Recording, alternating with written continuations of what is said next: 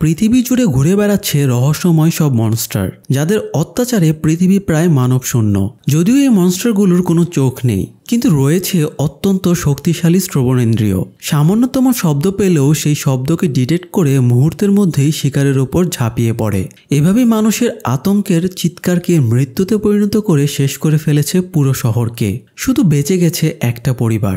সেই পরিবারটি এখনও সেই মনস্টারগুলোর বিরুদ্ধে লড়াই করে সার্ভাইভ করে যাচ্ছে। কিন্তু কতক্ষণ? শেষ পর্যন্ত কি অপেক্ষা করছে তাদের জীবনে? এমনই একটি শরীরহীন করা সার্ভাইভাল গল্প আজ আপনাদের শোনাবো, যেখানে দেখতে পাবেন একটা পরিবারের বন্ধন কতটা দৃঢ় হলে দুনিয়ার যে কোনো প্রতিকূলতার বিরুদ্ধে লড়াই করা যায়। পরিবারের প্রতিটি সদস্য হয়ে ওঠে এক একটি শিল্ড, যে শিল্ড ভেদ করে সহজে কোনো বিপদ ঘায়েল করতে পারে না। তাহলে আসুন আর কথা না বাড়িয়ে আমাদের গল্পটি শুরু করি। গল্পটি শুরু হয় 2020 সালের নিউ ইয়র্ক স্টেটের বেকন শহরে, যেখানে পোস্ট অ্যাপোক্যালিপটিক পিরিয়ড চলছে। মানে কোনো একটা ধ্বংসযজ্ঞের পরে পৃথিবী নিজের অস্তিত্ব রক্ষায় হিমশিম খাচ্ছে। কয়েক মাস আগে পৃথিবীতে এক অদ্ভুত প্রাণীর আগমন ঘটে, যার আক্রমণে মানবজাতি একদম বিলুপ্ত প্রায়। শুধু অল্প কিছু মানুষ সার্ভাইভ করে গেছে, যাদের মধ্যে রয়েছে অ্যাবট ফ্যামিলি, যারা বেকন শহরে বাস করে। ফ্যামিলিতে রয়েছে বাবা লি, মা এভিলিন, মেয়ে রেগান, বড় ছেলে মার্কাস এবং ছোট ছেলে পিউ। মনস্টারটি শহরে আসার 89 দিন হয়ে গেছে। পুরো শহরটি এখন ধ্বংসস্তূপে পরিণত হয়েছে। তারা জনমানব শূন্য নির্জন শহরে একটা শপিং মলে কিছু প্রয়োজনীয় জিনিসপত্র কিনতে যায়। অনেকদিন পরে বাড়ির বাইরে বের হতে পেরে মলের ভেতরে বাচ্চারা নিজেদের মতো সময় কাটাচ্ছিল। পিচ্চি বিউ মেঝেতে রং পেন্সিল দিয়ে একটা রকেটের ছবি আঁকছিল। বোন রেগান বিউয়ের কাছে গেলে সে সাইন ল্যাঙ্গুয়েজে বলে এই রকেটে চড়ে তারা এখান থেকে পালিয়ে যাবে এবং মুক্ত হয়ে যাবে। রেগান ভাইয়ের সরলতা দেখে মুচকি হাসে। একটু পরে বিউ একটা চেয়ারে উঠে উঁচু তাকে রাখা একটা খেলনা রকেট পারছিল। রকেটটা একটু বেশি উপরে থাকায় তার হাত ফসকে সেটা পড়ে যায়। যদিও নিচে পড়ার আগেই রেগান সেটা ক্যাচ ধরে ফেলে। মুহূর্তের একটা বড় বিপদ থেকে তারা বেঁচে যায়। আসলে শহর জুড়ে ঘুরে বেড়ানো এইসব মনস্টারগুলোর বড় উইকনেস হলো এরা চোখে দেখে না, কিন্তু মনস্টারগুলোর সবচেয়ে স্ট্রং পাওয়ার হলো এদের হেয়ারিং ইন্দ্রিয় অত্যন্ত স্ট্রং। আর এই জন্যই অ্যাবট ফ্যামিলি নিজেদের মধ্যে কথাবার্তা বলাও বন্ধ করে দিয়েছে। তারা এখন সাইন ল্যাঙ্গুয়েজে বা ইশারায় কথা বলে। তাই দর্শক, এই গল্পে আপনারা যেসব সংলাপ শুনবেন জেনে রাখবেন এগুলো সাইন ল্যাঙ্গুয়েজে বলা। যাই হোক, সন্ধ্যাগুনি আসছিল, তাই তারা প্রয়োজনীয় জিনিসপত্র ব্যাগে দ্রুত গুছিয়ে নিচ্ছিল। কিন্তু এরই মধ্যে বিউ আবারও সেই রকেটটা নিয়ে আসে। বিউয়ের মাথার মধ্যে ধারণাটা ঢুকে গেছে যে তারা এই রকেটে চড়ে এই অভিশপ্ত জায়গা থেকে পালিয়ে যাবে। বিউয়ের হাতে রকেটটা দেখে সবাই আবারও আতঙ্কিত হয়ে পড়ে, কারণ বিউ রকেটটা চালালেই যে শব্দ ক্রিয়েট হবে তা সেই মনস্টারের ডিটেক্ট করতে যথেষ্ট। তাই লি সাবধানে বিউয়ের হাত থেকে রকেটটা নিয়ে ব্যাটারি খুলে টেবিলে রেখে দেয়। এতে বিউ কিছুটা মন খারাপ করে। ভাইয়ের মন খারাপ দেখে রেগান রকেটটা তার হাতে তুলে দেয়, কিন্তু বিউ একটা সাংঘাতিক কাজ করে ফেলে। সে গোপনে ব্যাটারি দুটো নিয়ে নেয়। তারা নিঃশব্দে বাড়ি ফিরছিল। একটা ব্রিজের উপরে উঠতেই তারা একটা শব্দ শুনে পেছনে ফিরে তাকায়। বিউ নিষেধ সত্ত্বেও রকেটটি চালু করে ফেলেছে। ছেলেকে বাঁচাতে লি দৌড় দেয়, কিন্তু সে বিউয়ের কাছে পৌঁছানোর আগেই মনস্টারটি বিউকে আক্রমণ করে। বিউয়ের মৃত্যুর 1 বছরেরও বেশি সময় কেটে গিয়েছে। সেই সাথে মনস্টারটিও পৃথিবীতে অবস্থান করছে 472 দিন ধরে। তবুও নিজেদের সহনশীলতা এবং সার্ভাইভাল টেকনিক দিয়ে অ্যাবট ফ্যামিলি টিকে আছে। রেগান মাটিতে শুয়ে নিঃশব্দতা ফিল করছিল। হঠাৎ কোনো একটা শব্দে সে চমকে ওঠে। যদিও সে কানে শুনতে পায় না, তবে বাবা তার কানে হেয়ারিং অ্যাম্প্লিফায়ার লাগিয়ে দিয়েছে, যার মাধ্যমে সে ফ্রিকোয়েন্সি ডিটেক্ট করতে পারে। যাই হোক, সে চমকে উঠে দেখে তার মা এভিলিন শাকসবজি সংগ্রহ করে ফিরে এসেছে। এভিলিন আবারও প্রেগনেন্ট। এই প্রাণহীন পৃথিবীতে সে আরও একটি প্রাণের জন্ম দেবার দিন গুনছে। অন্যদিকে লি ব্যস্ত আছে সেই মনস্টারটিকে নিয়ে গবেষণাতে। এই মনস্টারটিকে নিয়ে লেখা যত পত্রিকা, জার্নাল, বই পেয়েছে সব সংগ্রহ করেছে। সে ঘরটাকে পুরো গবেষণাগার বানিয়ে ফেলেছে।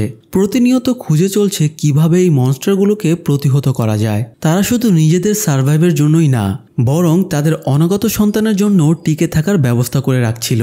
কারণ একটা বাচ্চা জন্মাবার পরে সবচেয়ে ডেঞ্জারাস ব্যাপার যেটা হবে, বাচ্চাটা চিৎকার করে কাঁদবে। কান্না তো তারা থামাতে পারবে না, তাই কান্না যেন মনস্টারের কান পর্যন্ত না পৌঁছে তাই তারা একটা সাউন্ড প্রুফ বাক্স বানায়। সেটাতে অক্সিজেন সাপ্লাই দেওয়ার জন্য একটা সিলিন্ডারও এনে রাখে, যাতে তারা প্রাথমিক ধাক্কাটা সামাল দিতে পারে। একটু পরেই রাত নামে। তারা একসাথে ডিনার করে। ডিনার শেষে রেগান এবং মার্কাস মনোপলি খেলছিল, কিন্তু খেলার সময়ে অসাবধানতাবশত হ্যারিকেনটা ধাক্কা লেগে পড়ে যায়। এতে আগুন তো লাগেই, সেই সাথে একটু শব্দও হয়। লি দ্রুত এসে আগুন নিভিয়ে ফেলে, কিন্তু তবুও তারা আতঙ্কে হিম হয়ে যায়, কারণ এইটুকু শব্দেও মনস্টারটি চলে আসতে পারে। মুহূর্তেই তাদের ঘরের চালে কিছু একটা ঝাঁপিয়ে পড়ে, পুরো ঘর কেঁপে ওঠে। সেই কাঁপুনি তাদের বুকের ভেতরটাও নাড়িয়ে দেয়। কিছুক্ষণ নিস্তব্ধতার পরে দেখা যায় আসলে মনস্টার না, বরং দুটো বেজি তাদের ঘরের চালে লাফিয়ে পড়েছিল। তারা অবশেষে হাঁপ ছেড়ে বাঁচে, যদিও একটু পরে এই বেজি দুটো মনস্টারের শিকার হয়ে যায়।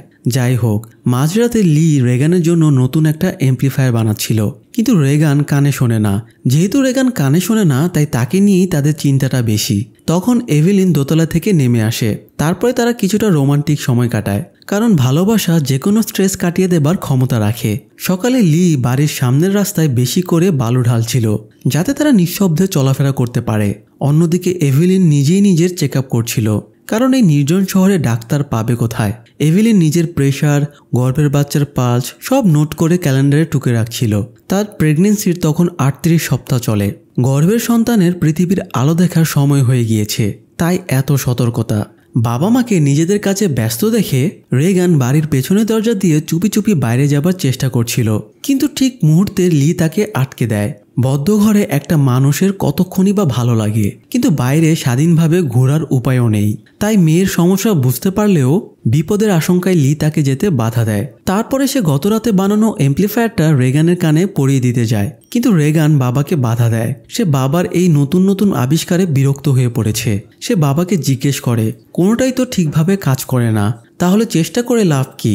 লি জানায় একটা না একটা তো কাজ করবেই, তাই তাদের চেষ্টা চালিয়ে যেতে হবে। নতুন অ্যাম্প্লিফায়ারটা অনেক মডিফাইড, এটা থেকে খুব সূক্ষ্ম ফ্রিকোয়েন্সি বের হয়, যার মাধ্যমে আশেপাশে যে কোনো মুভমেন্ট ডিটেক্ট করা যায়। তবুও রেগান সেটা কানে লাগাতে চায় না। তখন লি রেগানের হাতে অ্যাম্প্লিফায়ারটা তুলে দিয়ে চলে যায়। তার এখন আরেকটা জরুরি কাজ আছে। সে আজ মার্কাসকে নিয়ে বাইরে যাবে, তাকে টুকটাক কিছু সার্ভাইভাল টেকনিক শেখানোর জন্য, যাতে বাচ্চারা নিজেদের খেয়াল নিজেরাই রাখতে পারে। কিন্তু মার্কাস বাইরে যেতে খুব ভয় পায়, সে কিছুতেই বাইরে যেতে চায় না। তখন এভেলিন তাকে বুঝিয়ে কিছুটা সাহস দেয় এবং সে বাইরে যাবার জন্য রেডি হয়ে যায়। যদিও রেগানও তাদের সাথে যেতে চাইছিল, কিন্তু লি তাকে নিষেধ করে দেয়। এই জন্য রেগান রাগ করে বাড়ির ভেতরে চলে যায়। রুমে ঢুকে সে নিজের প্রতি অধৈর্য হয়ে পড়ে। তার ধারণা বাবা হয়তো তাকে এখনও বিয়ের মৃত্যুর জন্য দায়ী করে, কারণ সেদিন যদি সে বিয়ের হাতে খেলনা রকেটটা তুলে না দিত, তাহলে হয়তো তাকে অকালে মরে যেতে হতো না। রেগান তার কানের পুরনো এমপ্লিফায়ারটা খুলে বাবার দেওয়া নতুন এমপ্লিফায়ারটা লাগায়। তারপরে ব্যাগে জিনিসপত্র গুছিয়ে একা একাই বাইরে যাওয়ার প্রস্তুতি নেয়। বের হবার আগে সে ড্রয়ার থেকে কাপড়ে জড়ানো কিছু একটা ব্যাগে পুরে নেয় এবং বের হয়ে যায়। লি মার্কাসকে নিয়ে একটা নদীর ধারে যায়, তারপরে তাকে মাছ ধরা শেখায়। লি একটা মাছ ধরতেই মাছের ধরফরের শব্দে ভয় পেয়ে মার্কাস পালিয়ে যাচ্ছিল, এটা ভেবে যে হয়তো কোনো মনস্টার এই শব্দে চলে আসবে। তখন লি তাকে আটকায় এবং বলে, এইরকম ছোটখাটো আওয়াজ এখন মনস্টারেরা শুনতে পাবে না, কারণ পাশে নদীর স্রোতের শব্দের কাছে এই শব্দ চাপা পড়ে যাবে। লি ছেলেকে শেখায়, যখন আশেপাশে তুলনামূলক জোরালো শব্দ থাকে, তখন নিশ্চিন্তে ছোটখাটো শব্দ করা যায়। এদিকে বাড়িতে এভেলিন একাই ছিল। সে বস্তাভর্তি কিছু নিয়ে কাঠের সিঁড়ি বেয়ে দোতলায় উঠছিল। তখন একটা বাঁকানো পেরেকে বস্তাটা আটকে যায়। বস্তায় টান লেগে পেরেকটা খাড়া হয়ে যায়, যদিও সে এদিকে তেমন লক্ষ্য করে না। যাই হোক, অন্যদিকে লি মার্কাসকে নিয়ে একটা ঝর্ণার পাশে নিয়ে যায় এবং সে জোরে চিৎকার দেয়।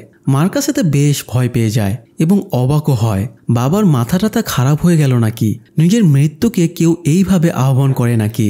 লি মার্কাসকে ভরসা দেয়। ঝর্ণার আওয়াজ এতটাই বেশি যে তাদের চিল্লানো বা কথার শব্দ মনস্টার ডিটেক্ট করতে পারবে না। ভরসা পেয়ে মার্কাসও চিৎকার করে। তারপরে অনেকদিন পরে তারা মুখে কথা বলে নিজেদের মধ্যে গল্প করে। মার্কাস বাবাকে জিজ্ঞেস করে, তুমি রেগানকে সাথে আনলে না কেন? তুমি কি এখনো বিয়ের মৃত্যুর জন্য ওকে দায়ী ভাবো? লি জানায়, বিয়ের মৃত্যুটা একটা অ্যাক্সিডেন্ট ছিল, ওর মৃত্যুতে কারোরই হাত নেই। সে এখনও রেগানকে অনেক ভালোবাসে। এদিকে রেগান তখন হাঁটতে হাঁটতে সে ব্রিজে চলে আসে। যেখানে বিউ মরে গিয়েছিল। বিউয়ের মৃত্যুর জায়গাটাতে সে একটা এপিটাফ বানিয়ে রেখেছে। এপিটাফের নিচে সে বিউয়ের প্রিয় কিছু জিনিসও রেখেছে। রেগান ব্যাগে নিয়ে আসা কাপড়ে মোড়ানো সেই জিনিসটা বের করে। এটা হলো সেই রকেটটা যেটার জন্য বিউকে প্রাণ হারাতে হয়েছিল। রেগান রকেটের স্পিকারটা কেটে দেয়, তারপরে সেটা চালু করে বিউয়ের এপিটাফের নিচে রাখে এবং সে কান্নায় ভেঙে পড়ে। অন্যদিকে লিয়ের আজকের মতো মার্কাসকে ট্রেনিং দেওয়া শেষ, তাই তারা বাড়ি ফিরছিল। ফেরার পথে তারা জঙ্গলে এক বৃদ্ধকে দেখতে পায়, সেই সাথে একটা ক্ষতবিক্ষত লাশ পড়ে থাকতেও দেখে। মৃত মহিলাটি এই লোকটার স্ত্রী, তাকে মনস্টার মেরে ফেলেছে। বৃদ্ধটি হতাশ হয়ে দাঁড়িয়েছিল, তার বেঁচে থাকার ইচ্ছাটুকু শেষ হয়ে গিয়েছে। তাকে দেখে মনে হচ্ছিল সে যে কোনো সময় চিৎকার দিবে। লি বৃদ্ধকে বারণ করে চিৎকার না দিতে, কিন্তু বৃদ্ধ তার সমস্ত সাহস সঞ্চয় করে জোরে চিৎকার করে মনস্টারকে আহ্বান জানায়। মুহূর্তে একটা মনস্টার এসে বৃদ্ধকে খেতে শুরু করে। যদিও ততক্ষণে লি মার্কাসকে নিয়ে দূরের গাছের আড়ালে লুকিয়ে পড়ে, তাই তারা প্রাণে বেঁচে যায়। লি আর মার্কাস তো বিপদ থেকে বেঁচে যায়, কিন্তু বাড়িতে একা এভিলিন আরও বড়সড় বিপদে পড়ে। সে হঠাৎ বুঝতে পারে তার ডেলিভারি পেইন উঠেছে, তাই সিঁড়ি দিয়ে নিচে নামার সময়ে দুর্ভাগ্যবশত তার পা সে পেরেকটার ওপরেই পড়ে। 2 ইঞ্চি পেরেক পায়ে ঢুকে গেলে কেমন কষ্ট হয় সেটা তো নিশ্চয় বোঝেনি। না চাইতেও মুখ দিয়ে আর্তনাদ বেরিয়ে আসে, তবুও মুখ চেপে এভিলিন কষ্ট সহ্য করে বসে পড়ে। কিন্তু ততক্ষণে আরেকটা বিপত্তি ঘটে গেছে। তার হাতে ধাক্কা লেগে একটা ফ্রেম নিচে পড়ে যায়, এতে আরও বেশ জোরে শব্দ হয়, যার ফলে একটা মনস্টার তার বাড়িতে চলে আসে। তবুও সাহস না হারিয়ে এভিলিন প্রথমেই বাড়ির বাইরের ইমার্জেন্সি সিগন্যাল বাল্বগুলো জ্বালিয়ে দেয়, যাতে লি এবং ছেলেমেয়েরা বুঝতে পারে এভিলিন বিপদে আছে। লি মার্কাসকে নিয়ে বাড়িতে আসতেই বুঝতে পারে এভিলিন বিপদে আছে, তাই সে মার্কাসকে কয়েকটি পটকা বা বাজি দিয়ে বলে এগুলো দূরে গিয়ে ফাটাতে, যাতে সেই মনস্টারটা সেই শব্দকে টার্গেট করে তাদের বাড়ি থেকে দূরে সরে যায়। আর এদিকে এভিলিন নিজেকে বাঁচানোর সব রকম চেষ্টা চালিয়ে যায়। একদিকে তার ডেলিভারি পেইন, অন্যদিকে চোখের সামনে ঘরের ভেতর ঘুরে বেড়ানো প্রাণঘাতী মনস্টার। এরকম সময়ে নিজের স্নায়ুচাপ ধরে রাখা সত্যি যেমন তেমন ব্যাপার না। এই অসম্ভব কাজটা খুব সতর্কতার সাথে এভিলিন করে যাচ্ছিল, কিন্তু এভিলিন বুঝতে পারে সে আর বেশিক্ষণ নিজেকে সামলে রাখতে পারবে না। সে ডেলিভারির চূড়ান্ত মুহূর্তে চলে এসেছে, তাই সে বাথরুমে চলে যায় এবং বাথটাবের মাঝে বসে পড়ে। তারপরে নিজে নিজেই বাচ্চার ডেলিভারি করে। আসলে যতটা সহজে ডেলিভারির কথাটা বলছি, ব্যাপারটা মোটেও এতটা সহজ ছিল না। একটু পরে দূরে পটকার শব্দে আকাশ বাতাস কেঁপে ওঠে। সেই সুযোগে এভিলিনও নিজের কষ্টগুলো চিৎকার করে উগলে ফেলার সুযোগ পায়। এদিকে পটকা ফাটার আলোর ঝলকানিতে রেগানও বুঝতে পারে কিছু একটা বিপদ ঘটেছে। সেও বাড়ির দিকে দৌড় দেয়। মার্কাসও তখন ফিরে আসার সময়ে ভুট্টার ক্ষেতে মুভমেন্ট লক্ষ্য করে টর্চ জ্বালিয়ে সাবধানে দেখতে থাকে কিছু আছে কিনা। তখন সে মনস্টারের হুঙ্কার শুনতে পেয়ে দৌড়াতে শুরু করে এবং একসময় ক্ষেতের মাঝেই পড়ে যায়। অন্যদিকে লি, এভিলিন এবং বাচ্চাকে নিয়ে বাইরে আসছিল তাদের আগে থেকেই বানিয়ে রাখা আন্ডারগ্রাউন্ড ঘরে ঢোকার জন্য, কিন্তু বাচ্চাটা হঠাৎ কাঁদতে শুরু করে। তারা দ্রুত আন্ডারগ্রাউন্ড ঘরে ঢুকে পড়ে। সেই সময় মনস্টারটা তাদের উপর ঝাঁপিয়ে পড়ে। যদিও এক মুহূর্তের সৌভাগ্যের কারণে তারা এই যাত্রায় বেঁচে যায়। আন্ডারগ্রাউন্ড ঘরে ঢুকতেই লি বাচ্চার মুখে অক্সিজেন মাস্ক পরিয়ে তাকে সেই সাউন্ড প্রুফ বাক্সের মধ্যে শুইয়ে দেয়। তাদের করে রাখা আগাম প্ল্যানের কারণেই এখন পর্যন্ত তারা নিজেদের সেফ রাখতে পেরেছে। এদিকে রেগান সেই ভুট্টার ক্ষেতের ভেতর দিয়ে বাড়ি ফেরার সময়ে টর্চের আলো দেখে থেমে পড়ে, যে টর্চটা মার্কাসের হাত থেকে পড়ে গেছে আর কি। রেগান টর্চটা সাবধানে পর্যবেক্ষণ করছিল। ঠিক সেই সময়ই একটা মনস্টার তার পেছনে এসে দাঁড়ায়। রেগান সেই মনস্টারের মুভমেন্ট অনুভব করতে পারে না, তাই আরও ভালোভাবে সেটার মুভমেন্ট জানার জন্য সে তার কানের হেয়ারিং এমপ্লিফায়ারের ফ্রিকোয়েন্সি বাটনটা চাপ দেয়। এতে সবচেয়ে গুরুত্বপূর্ণ যে ব্যাপারটি ঘটে তা হলো এমপ্লিফায়ারের ফ্রিকোয়েন্সিতে মনস্টারটির অস্বস্তি শুরু হয়। সেটার ইন্দ্রিয় এই ফ্রিকোয়েন্সি সহ্য করতে পারছিল না, তাই সেখান থেকে পালিয়ে যায়। মনস্টারটি পালিয়ে গেলে ক্ষেতের ভিতর থেকে মার্কাসও বেরিয়ে আসে। সে এতক্ষণ মুখ বুজে লুকিয়েছিল। ভাই বোন নিজেদের খুঁজে পেয়ে একে অপরকে জড়িয়ে ধরে। অন্যদিকে এভিলিনের ততক্ষণে জ্ঞান ফিরে এসেছে। সে জ্ঞান ফিরে বাচ্চাদের খুঁজলে লি জানায় সে গিয়ে বাচ্চাদের খুঁজে বের করবে এবং অক্ষতভাবে ফিরিয়ে আনবে। লি, এভিলিন এবং নবজাতক বাচ্চাকে আন্ডারগ্রাউন্ড ঘরে রেখে রেগান এবং মার্কাসকে খুঁজতে বের হয়। কিন্তু সে বের হবার সময় এটা খেয়াল করেনি যে একটা পানির পাইপ ভেঙে সমস্ত পানি বেসমেন্টে ছড়িয়ে পড়ছিল। কিছুক্ষণের মধ্যেই সেটা আন্ডারগ্রাউন্ড ঘরেও ঢুকে পড়বে। যাই হোক, পানি সেখানে পৌঁছাতে পৌঁছাতে আমরা দেখে আসি দুই ভাই বোনের কি অবস্থা। তারা এখন ভুট্টা ক্ষেতের মাঝে যে ভুট্টার ট্যাঙ্ক আছে সেটা ছাদের উপরে অবস্থান নিয়েছে। তার বাবার দৃষ্টি আকর্ষণের জন্য আগুনও জ্বালিয়েছে, কিন্তু আগুন কিছুক্ষণের মধ্যেই নিভে যায়। রেগান বলে তাদের এখান থেকে চলে যাওয়া উচিত, কিন্তু মার্কাস বলে তাদের এখানেই থাকা উচিত। বাবা তাদের খোঁজে এখানে নিশ্চয়ই আসবে। দুই ভাই বোনের কথা কাটাকাটির এক পর্যায়ে মার্কাস ট্যাঙ্কের স্টিলের সিলিং ভেঙে ট্যাঙ্কের ভেতরে পড়ে যায়। ট্যাঙ্কের ভেতরে প্রচুর ভুট্টা রাখা ছিল, তাই সেটা চোরাবালির মতো হয়ে গিয়েছিল। সে প্রায় ডুবেই যাচ্ছিল। তখন রেগান ঝাঁপ দিয়ে ভাঙা সিলিংটা তাকে এগিয়ে দেয়। সেটা ধরে মার্কাস সেফ পজিশনে উঠে আসে, কিন্তু অন্যদিকে রেগান তখনও ভুট্টার মাঝে ডুবে যাচ্ছিল। যদিও শেষ মুহূর্তে মার্কাস তাকে হাত ধরে টেনে তুলে বাঁচিয়ে নেয়, কিন্তু বিপদ তখনও কাটেনি। সিলিং ভাঙার শব্দে একটা মনস্টার সেখানে চলে আসে এবং তাদের ওপরে ঝাঁপিয়ে পড়ে। তারা কোনোভাবে ভাঙা সিলিংটা দিয়ে মনস্টারকে ডিফেন্ড করার চেষ্টা করে, কিন্তু এতে কাজ হয় না। তখন রেগান আবারও অ্যাম্প্লিফায়ারের ফ্রিকোয়েন্সি অন করে দেয়। এতে মনস্টারটি আগের বারের মতো পালিয়ে যায়। অবশেষে তারা একটু শ্বাস ফেলে বাঁচে। এদিকে পানি ততক্ষণে আন্ডারগ্রাউন্ড ঘরে পৌঁছে গেছে, এমনকি ঘরটা পানিতে ভেসে যাচ্ছিল। শুধু তাই না, একটা মনস্টারও ঘরের ভেতরে ঢুকে পড়েছিল। মনস্টারটা ঠিক বাচ্চার বাক্সের পেছনেই ছিল। এভিলিন নিজের আতঙ্ক চেপে রেখে খুব সাবধানে বাচ্চাকে নিয়ে কোনো মতে বাইরে বেরিয়ে আসে। তারপরে সে লিয়ের গবেষণা রুমে ঢোকে। সেখানে সিসিটিভি মনিটরিং এর ব্যবস্থা আছে। লি সতর্কতার জন্য বাড়ির চারিদিকে সিসিটিভি ক্যামেরা লাগিয়ে রেখেছে। এভিলিন স্ক্রিনে দেখার চেষ্টা করে স্বামী এবং ছেলেমেয়েরা কোন পজিশনে আছে, কিন্তু কাউকেই দেখা যায় না। লি তখন বাচ্চাদের খুঁজতে খুঁজতে ভুট্টার ক্ষেতে পৌঁছে গিয়েছে। খেতে ঢুকে সে বুঝতে পারে এখানে সে একা না, বরং একটা মনস্টারও আছে। সে সাবধানে এগোতে থাকে। ভুট্টার ট্যাঙ্কটা তার নজরে আসতে সে বুঝতে পারে ছেলেমেয়েরা হয়তো সেখানেই আছে। সে ট্যাঙ্কের দিকে এগিয়ে যায়। ততক্ষণে মার্কাস আর রেগানও ট্যাঙ্ক থেকে বেরিয়ে এসেছে। বেরিয়ে আসতেই তারা তাদের বাবার দেখা পেয়ে যায়। ওদিকে মনিটরে 3 জনকে সেফ থাকতে দেখে এভিলিনও একটু স্বস্তি পায়, কিন্তু ভুট্টার খেতে মনস্টারের উৎপাত তখনও কমেনি। তাই লি মার্কাস আর রেগানকে গাড়িতে গিয়ে বসতে বলে। তাদের গাড়িতে লুকিয়ে রেখে লি একটা কুড়াল হাতে মনস্টারের মোকাবেলা করার জন্য প্রস্তুত হয়, কিন্তু একটা মনস্টার তাকে আক্রমণ করে দেয়। বাবাকে বিপদে দেখে মার্কাস বাবা বলে চিৎকার দিয়ে ফেলে। তখন মনস্টারটা লিকে ফেলে গাড়ির উপরে ঝাঁপিয়ে পড়ে। তখন ছেলে মেয়েকে বাঁচাতে লি নিজের জীবনকে স্যাক্রিফাইস করার সিদ্ধান্ত নেয়। সে জোরে চিৎকার করে মনস্টারকে আহ্বান করে এবং নিজের জীবনের বিনিময়ে বাচ্চাদের বাঁচিয়ে দেয়। মৃত্যুর আগে লি তার উপর থাকা রেগানের ভুল ধারণা ভাঙাতে সে রেগানকে ইশারায় বলে যায় সে রেগানকে ভালোবাসে। আর তারপরেই একটা চিৎকার, আর এক মুহূর্তের মধ্যেই সব শেষ। রেগান আর মার্কাস অক্ষত অবস্থায় বাড়ি পর্যন্ত আসতে সফল হয়। এভিলিন বাইরে এসে ছেলে মেয়েকে জড়িয়ে ধরে। তারপরে তাদের নিয়ে গবেষণা রুমে ঢোকে। এভিলিন সদ্য জন্মানো বাচ্চাটাকে মার্কাসের কোলে দিয়ে তাদের এক কোণায় বসিয়ে দেয়। ততক্ষণে রেগান বাবার করা গবেষণাগুলো দেখছিল। সে খেয়াল করছিল এই মনস্টারের কি কি উইকনেস আছে। তখন তার বাবার বানিয়ে রাখা অ্যাম্প্লিফায়ারগুলোর উপরে নজর পড়ে। সে একটা অ্যাম্প্লিফায়ার হাতে তুলে নেয়। এভিলিনও একটা শটগান নিয়ে রেডি হয়ে যায়। খালি হাতে হেরে যাবার চেয়ে কিছু একটা হাতে রাখা একটু হলেও সেফ। তখনই একটা মনস্টার তাদের রুমে ঢুকে পড়ে। হঠাৎ টিভিতে সিগন্যাল লসের আওয়াজ হলে মনস্টারটি সেটাতে আঘাত করে।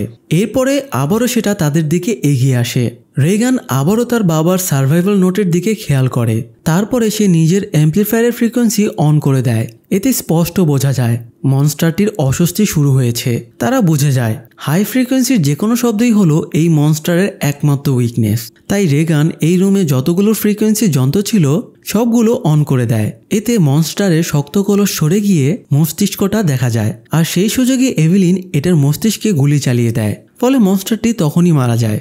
আর এর মধ্য দিয়েই প্রথমবারের মতো কোনো মনস্টারকে ডিফেন্ড করার ঘটনা ঘটে। শটগানের আওয়াজ পেয়ে আশেপাশের সব মনস্টার তাদের বাড়ির দিকে ছুটে আসতে থাকে, কিন্তু তারা আর ভয় পায় না। তারা নিজেদের অস্তিত্ব রক্ষার লড়াইয়ের জন্য প্রস্তুত হয়ে যায়। তারা অনেক কিছুই হারিয়েছে, তাদের আর হারানোর কিছুই নেই।